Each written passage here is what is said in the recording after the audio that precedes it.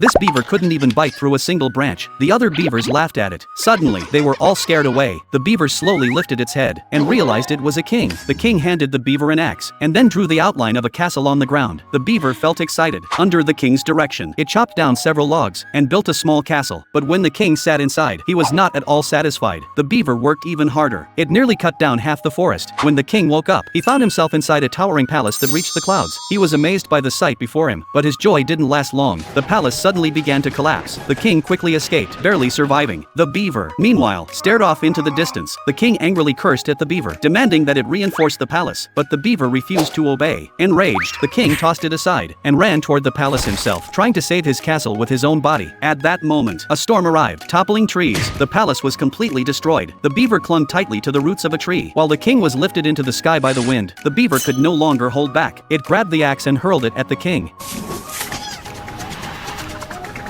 The king was blown far away and fell into a hole. He then pulled out a spoon, planning to have the moles build him a castle, but he didn't know that the moles were about to dig a tunnel through the underground river.